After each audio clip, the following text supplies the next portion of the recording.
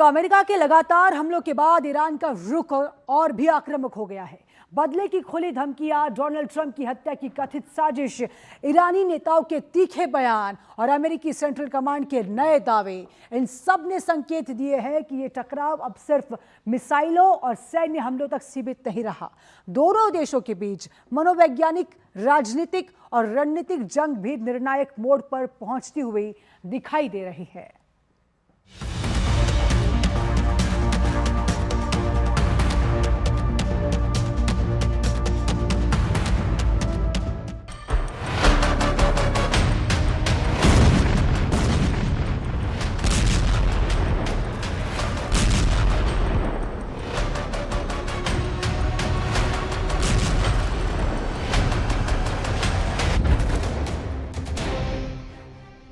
Trump national golf club, Washington DC.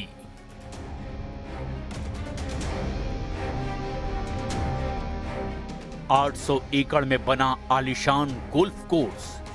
मशहूर designer Tom फेजियो और Arthur hills ने पूरी तबीयत से इसे बनाया है। यहां गोल्फ खेलना ट्रंप का शगल है, मगर अब की बार यहां ट्रंप का खेल में मन नहीं लग रहा। वो बेचैन हैं, उन्हें डर लग रहा है। डर इजराइल से आई एक रिपोर्ट ने बढ़ा रखा है।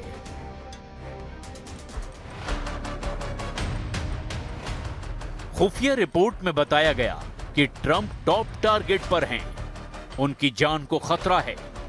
ट्रंप के किलर खौफनाक साजिश तैयार कर चुके हैं, हथियार रेडी है, हमले की जगह चुन ली गई है, मौत देने का तरीका तय हो चुका है।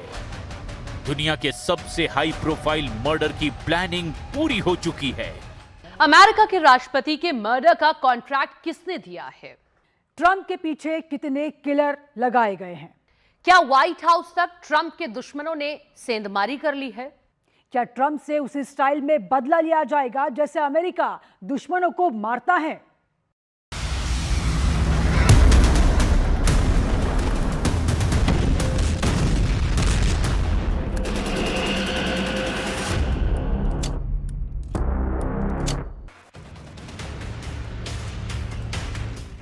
अमेरिका दुश्मन के घर में घुसकर मारता है, अमेरिका दुश्मन को बताकर मारता है, अमेरिका दुश्मन को मारने के बाद उसकी मौत का तमाशा बनाता है।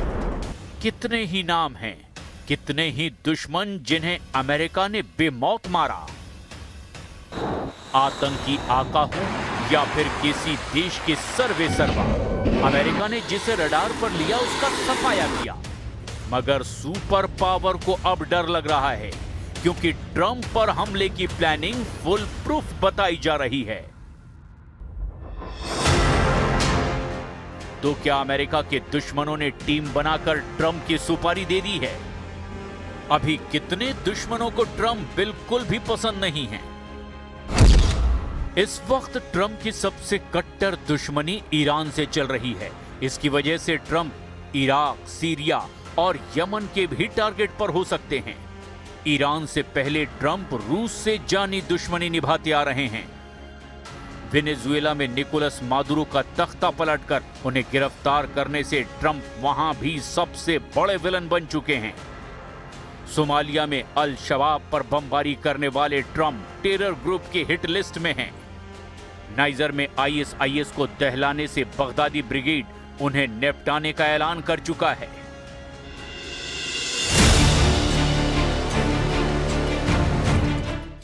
ट्रंप की वजह से अमेरिका के दुश्मन देशों की फहरिस्त लंबी होती चली जा रही है। जिन देशों को ट्रंप ने धमकियां देकर परेशान कर रखा है, उनके नाम भी अब आप जान लीजिए। ट्रंप कनाडा को अमेरिका का 51वां स्टेट बनाना चाहते हैं। इसके लिए उन्होंने साम दाम दंड भेद सब कुछ आजमा लिया है। ग्रीनलैंड को ट्रंप हड़पने की धमकी खुलेआम देते रहते हैं। इसकी वजह से यूरोपीय देशों में उनके कई देश नाराज हैं। क्यूबा को, कोलंबिया को और मैक्सिको को ट्रंप अघोषित तौर पर अपने हुक्म पर चलाना चाहते हैं। ट्रंप ने हाल ही में स्पेन से व्यापार रोकने की घोषणा कर उसे भी नाराज कर दिया है। मतलब ये कि ट्रंप को नापसंद करने वाले एक दो नहीं, अब कई देश हैं। लेकिन जिनसे ट्रंप खुद को खतरा बताते हैं वो नाम गिने चुने हैं। सबसे पहला नाम खुद ट्रंप से सुन लीजिए, जिसकी हिट लिस्ट में उनका नाम सबसे ऊपर है। Maybe I wouldn't have run. It's a very dangerous profession. No, I'm number one on the kill list for Iran. They're lovely people. I'm number one. So I don't know. I can't tell you that, but I don't really care because I'm doing my job and I'm doing it, I hope, better than anybody's ever done it, because we have a country that's hot and really, really successful. But I mention it only because it's on the list. I mean, it came out. There was another list came out yesterday, and I'm number one on. I like being number one on TikTok better, but I'm number one on the list for killing. Iran की hit list में Trump का नाम top पर होना कोई surprise नहीं। Iran में उन्हें मौत देने के बैनर पोस्टर लहराए जाते हैं। ईरान में किल अमेरिका के नारे बुलंद किए जाते हैं। तेहरान से कोम तक, इस्फान से मशहद तक सुप्रीम लीडर के समर्थक ट्रंप से बदला लेने की धमकियां सरेआम देते हैं।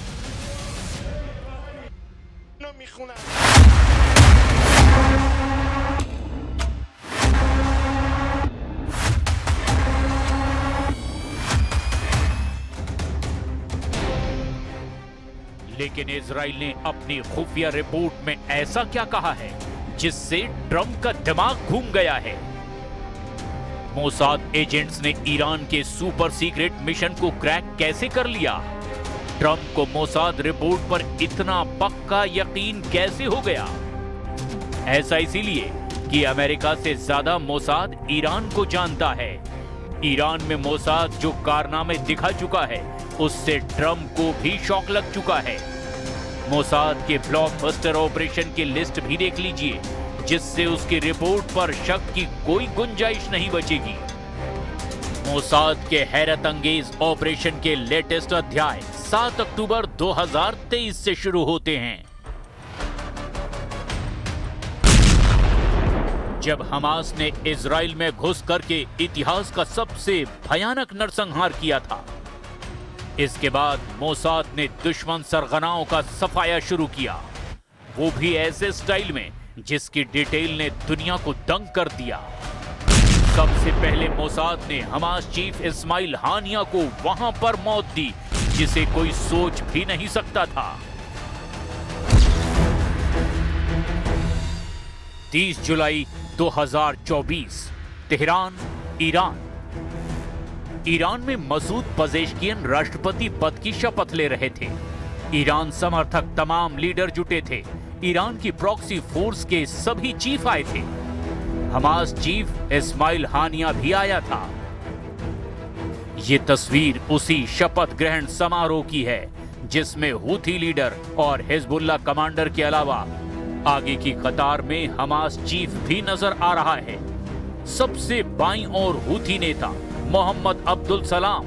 इस समारोह में इसके शामिल होने के कुछ ही घंटों बाद हानिया का सफाया हो गया, वो भी ईरान के सबसे हाई सिक्योरिटी जोन में। तेहरान के जिस अपार्टमेंट में हानिया ठहरा था, वो प्रेसिडेंट हाउस से महज 150 मीटर की दूरी पर था। जिस वक्त हमला हुआ, उस वक्त इस्लामिक जिहाद के महासचिव जियाद अल नखला और उसके साथ आया प्रतिनिधि मंडल इमारत की दूसरी मंजिल पर था। हानिया पर अटैक एयरबॉर्न प्रोजेक्टाइल से हुआ, यानी ऐसी मिसाइल जो टारगेट को तलाश कर खत्म करती है, ऐसी मिसाइल जो जेट की रफ्तार से हमला करती है। तो क्या हानिया के ऊपर हुआ हमला कई एजेंसियों का ज्वाइंट ऑपरेशन था? मीडिया रिपोर्ट्स में दावा किया जा रहा है कि हानिया के साथ ईरान में गद्दारी हुई है। मोसाद के डबल एजेंट्स ने उसका खेल खत्म करवाया। साल 2018 से ही इस्माइल हानिया ने कतर के दोहा में डेरा जमा रखा था। कतर के अलावा इस्माइल हानिया का तुर्की आना जाना भी लगा रहता था। इसके अलावा इस्माइल हानिया किसी और देश में कदम रखने से बचता था, लेकिन ईरान में नए राष्ट्रपति के शपथ ग्रहण समारोह में हानिया को उसकी मौत ने बुला लिया। हानिया की लोकेशन मिलने के बाद काम सिर्फ उसे टारगेट बनाने का था। मोसाद ने ऐसे एक दो नहीं, हमास के जितने भी चीफ बने उन्हें चुन चुन कर मारा। मोसाद की हिट लिस्ट के सबसे हाई प्रोफाइल नाम भी देख लीजिए। हानिया के बाद हमास चीफ बना याह्या सिनवार, उसके बाद हमास चीफ बना मोहम्मद दाइफ, फिर हमास के मिलिट्री कमांडर मारवान इस्सा, उसके बाद सैन्य चीफ मोहम्मद ओदे को इजराइल ने हानिया स्टाइल में शिकार किया। ऐसे ही हिजबुल्लाह चीफ नसरल्लाह और उसके बाद बड़े लड़ाका ग्रुप सरगनाओं का भी सफाया किया गया। इतना ही नहीं, ईरान के सुप्रीम लीडर अली खामनेई के सफाए में मोसाद एजेंट ने सबसे अहम रोल निभाया था। जाहिर है, ऐसी एजेंसी जब ट्रंप को लेकर अलर्ट कर रही है तो उसे भी नजरअंदाज कतई नहीं किया जा सकता। ट्रंप ने खुद इसे इतना सीरियसली ले लिया है कि उन्होंने ईरान को धमकी दे डाली है कि अगर उन पर हमला हुआ तो वो 1000 मिसाइलों से ईरान को बर्बाद कर डालेंगे। अगर ईरान की सरकार ने दुनिया भर में दी गई अपनी उस धमकी पर अमल किया जिसमें उसने अमेरिका के मौजूदा राष्ट्रपति यानी मुझ पर जानलेवा हमला करने या हत्या करने की बात कही है, तो हम ईरान पर 1000 मिसाइलें दागने के लिए तैयार हैं और इसके तुरंत बाद हजारों और मिसाइलें दागी जाएंगी। इसके लिए आदेश दिए जा चुके हैं और अमेरिकी सेना पूरी तरह तैयार और सक्षम है कि वो 1 साल तक ईरान के हर इलाके को पूरी तरह तबाह और बर्बाद कर दे। Praise be to Allah.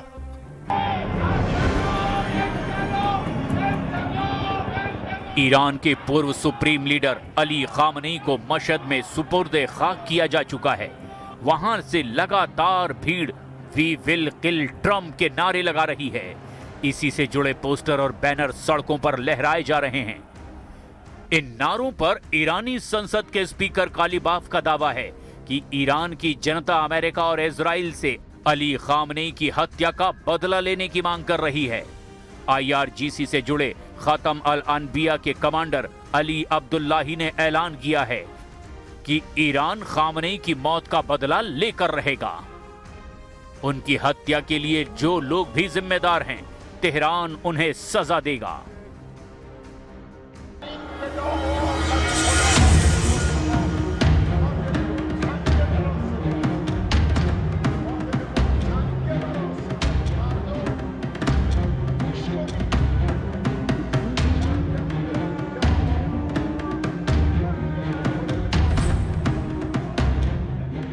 Iran से मिल रहे थ्रेट से ट्रंप कितना सतर्क हैं कि इसे नेटो समिट के एक घटनाक्रम से समझा जा सकता है। ट्रंप जब तुर्की में नेटो समिट में पहुंचे थे तब कतर से मिले नए बोइंग 747 यानी नए एयरफोर्स 1 का इस्तेमाल किया था। लेकिन वापसी में उन्होंने अचानक पुराने एयरफोर्स 1 से उड़ान भरी। नया विमान अलग से ब्रिटेन के royal air force Milton hall airbase भेजा गया। ट्रंप पुराने विमान से वहां पहुंचे और फिर नए विमान में बैठ गए। यानी विमान बदलने की बात हो या फिर हिट लिस्ट की बात या फिर ईरान में पोस्टर लगने का मुद्दा, सब ट्रंप की सुरक्षा से ही जुड़ा था। इस बीच ट्रंप के नए विमान के मुद्दे पर एक नया एंगल जुड़ा है। ट्रंप को कतर से गिफ्ट में मिले नए एयरफोर्स 1 की सुरक्षा व्यवस्था और तकनीकी प्रणालियों में कुछ गंभीर खामियों के संकेत मिले, ये बताया गया, जिसकी वजह से ट्रंप ने पुराने विमान में बैठकर तुर्की से निकलना सही समझा। ट्रंप के टारगेट वाली रिपोर्ट अमेरिका को भेजने के बाद नेतन्याहू सुपर एक्टिव हो गए हैं। नेतन्याहू ने ट्रंप से फोन पर बात की है। इसके बाद खबर यह भी आई है कि इजराइल के 100 फाइटर प्लेन ईरान पर बमबारी के लिए रेडी टू अटैक मोड में हैं।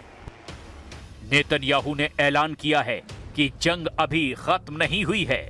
इजराइल की सेना ईरान पर हमले के लिए किसी भी समय तैयार है। नेतन्याहू ने फोन पर ही ट्रंप को पूरा वॉर प्लान समझा दिया है।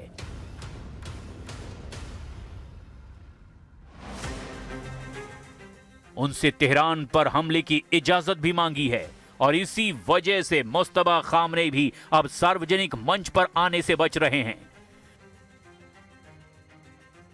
पश्चिमी मीडिया रिपोर्ट्स के मुताबिक मुस्तफा खामनेई को भी हत्या का डर सता रहा है, इसीलिए वो पिता के अंतिम संस्कार में शामिल नहीं हुए। हालांकि उनके तीनों भाई पिता को श्रद्धांजलि देने पहुंचे थे।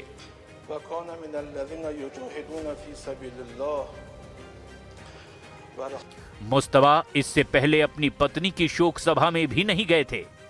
दोनों ही बार ईरान की तरफ से यह कहा गया कि इजराइल से खतरा है। पश्चिमी मीडिया में रिपोर्ट है कि मुस्तफा पर हमास चीफ इस्माइल हानिया की तरह ही बड़ा हमला हो सकता है। मतलब ये कि ईरान के हिट लिस्ट में अगर टॉप पर ट्रंप का नाम है तो इजराइल के हिट लिस्ट में सुप्रीम लीडर मुस्तफा खामनेई हैं।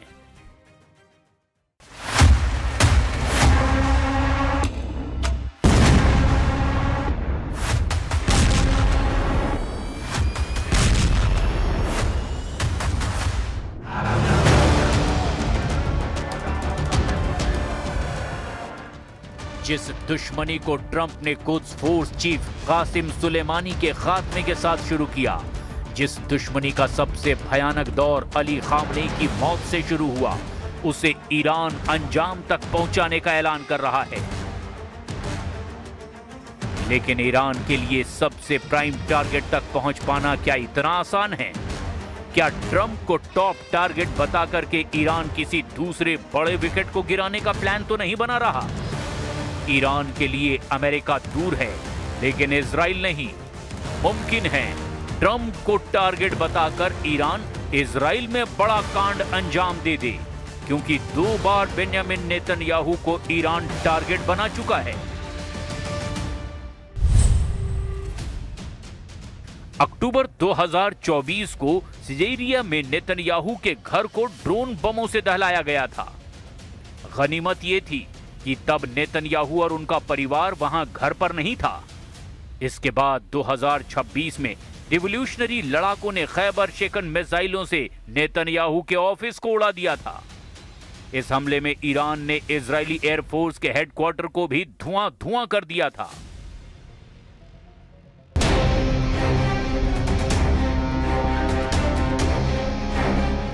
यानी नेतन्याहू भी खतरे से बाहर नहीं हैं, लेकिन फिलहाल पूरा फोकस ट्रंप को लेकर आए इंटेलिजेंस इनपुट पर है। अमेरिका की फर्स्ट फैमिली पर ईरान से युद्ध के बाद से लगातार हमले का अलर्ट मिलता रहा है। कुछ महीनों पहले ही ट्रंप अपने बेटे की शादी में भी इसी खतरे को देखते हुए शामिल नहीं हुए थे। उन्हीं दिनों उनकी बेटी इवांका ट्रंप के सुपारी किलर की खौफनाक साजिश का भी खुलासा हुआ है।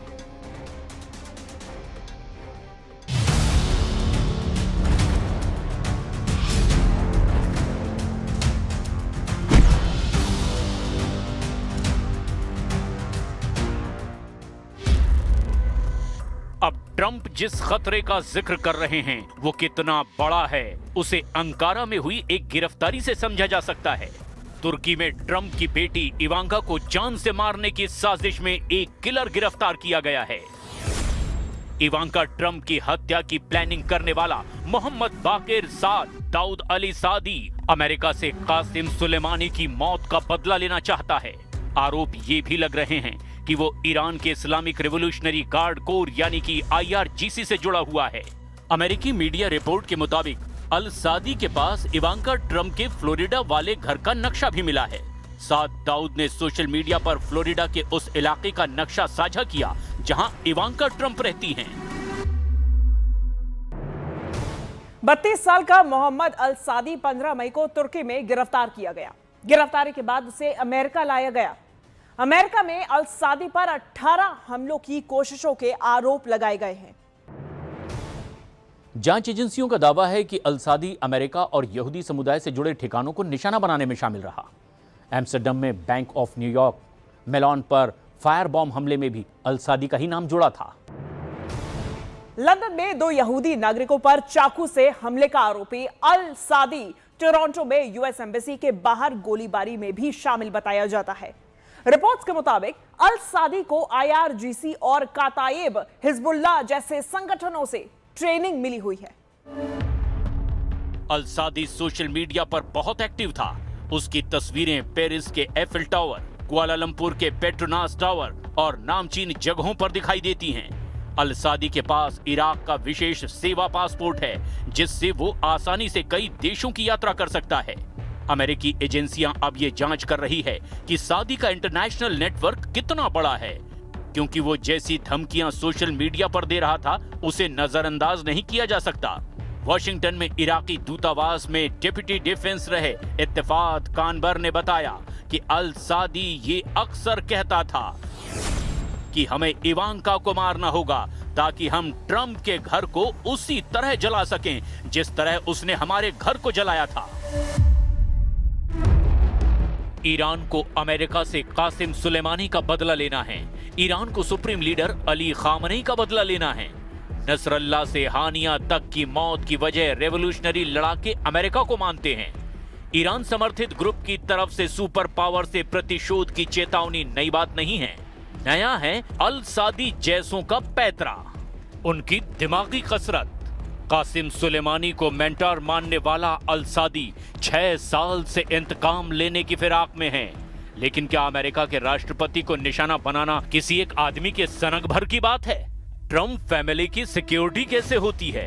अमेरिका के राष्ट्रपति का सुरक्षा कवच अभेद्य क्यों कहा जाता है? दुनिया के सबसे ताकतवर लीडर की सिक्योरिटी 6 लेयर की बनती है, जिसे FBI, CIA, NSA, homeland security, local police और साइबर इंटेलिजेंस टीम जैसी एजेंसियां फुल प्रूफ बनाती हैं। जब भी ट्रंप किसी रैली, होटल, गोल्फ क्लब या एयरपोर्ट पर जाते हैं, उनसे पहले कई घंटों नहीं कई दिनों पहले ये एजेंट पहुंच जाते हैं। जिस इलाके में ट्रंप की मौजूदगी होनी है, वहां की छतें, खिड़कियां, sewer, AC duct, mobile tower, antenna, sniper points की 3D मैपिंग और डिजिटल मॉडलिंग तक की जाती है। ट्रंप जिस बीस्ट गाड़ी में चलते हैं, वो चलता फिरता किला है।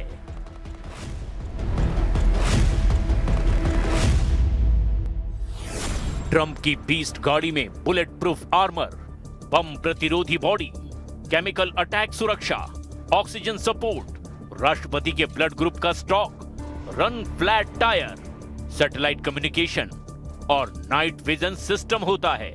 मतलब बीस्ट चलती फिरती कमांड पोस्ट की तरह काम करती है।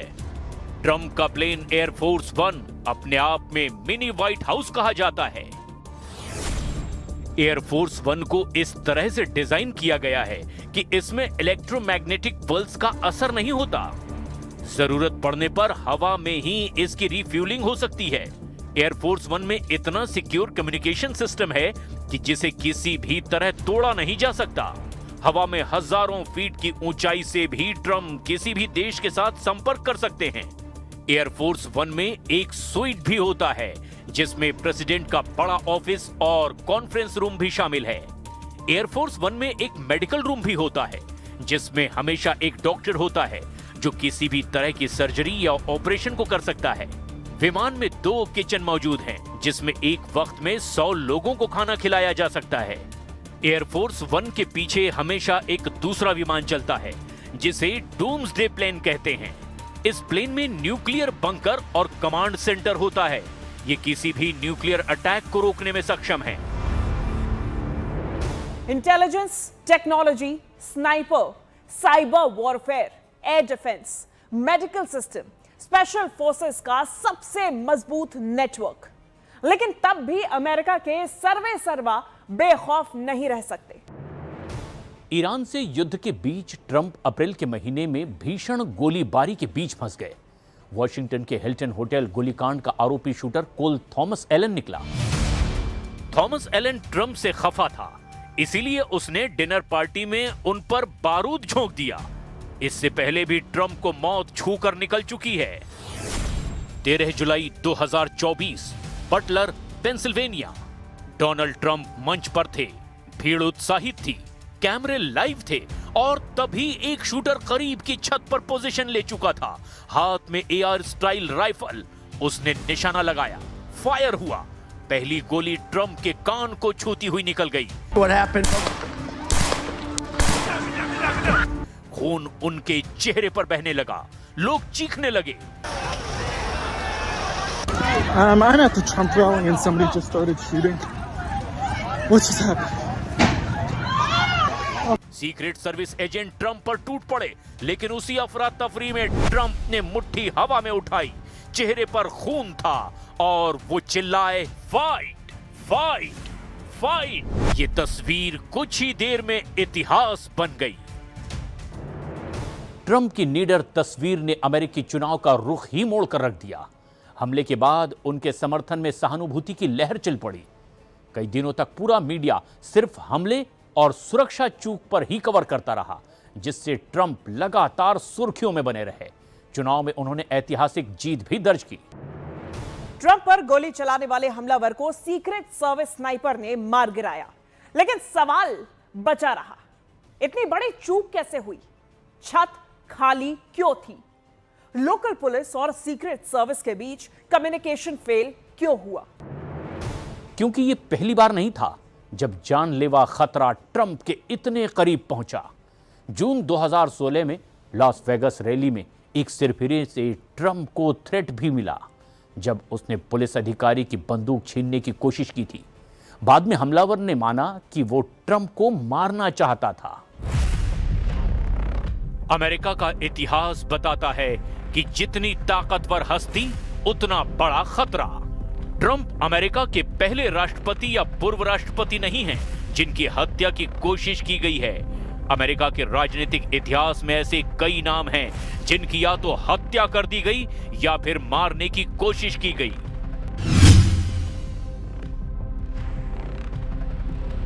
वो तारीख थी 14 अप्रैल की और साल था 1865। रात 10:15 बजे का मौका देखकर हमलावर जॉन वाइक्स बूथ ने लिंकन के सिर पर पीछे से गोली मार दी। लिंकन को बचाया नहीं जा सका। गोली मारने वाला जॉन वाइक्स बूथ पेशेवर थिएटर आर्टिस्ट था। लिंकन को गोली मारने वाले जॉन वाइक्स बूथ की 10 दिन बाद वर्जीनिया में अमेरिकी सैनिकों से मुठभेड़ हुई, जहां वो मारा गया।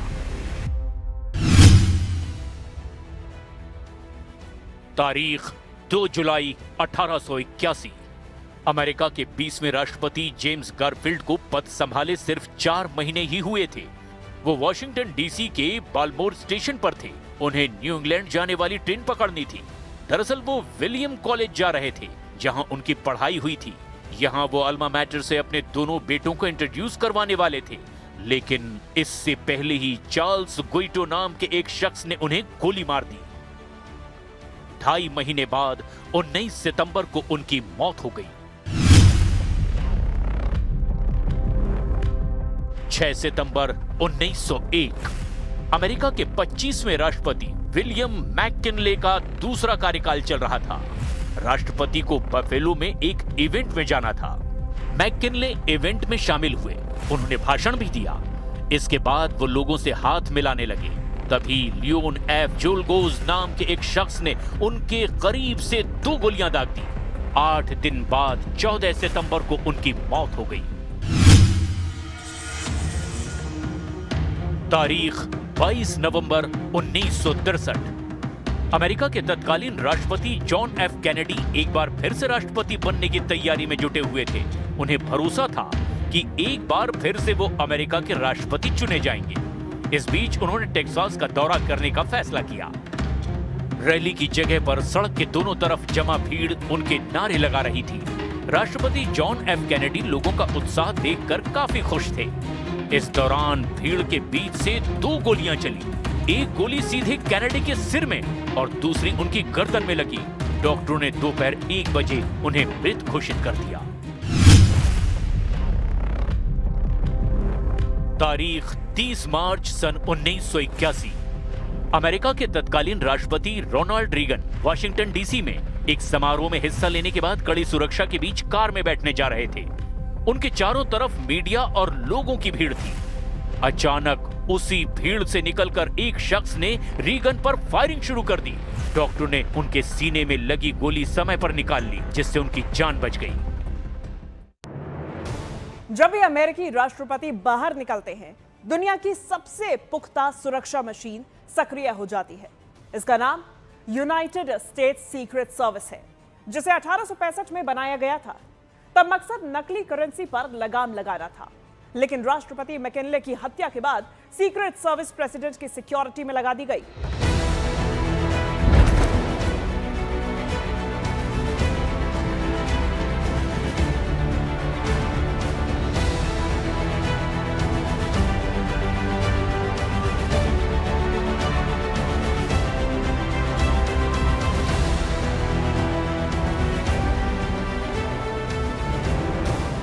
अब तक 4 अमेरिकी राष्ट्रपति मारे जा चुके हैं, कई घायल हुए, दर्जनों पर हमले की कोशिश हुई और आज भी व्हाइट हाउस के आसपास हर सेकंड हजारों सुरक्षा निर्णय लिए जाते हैं, क्योंकि अमेरिका जानता है अगर ओलंपस गिरेगा तो सिर्फ एक लीडर नहीं गिरेगा, अमेरिका की बुनियाद हिल जाएगी।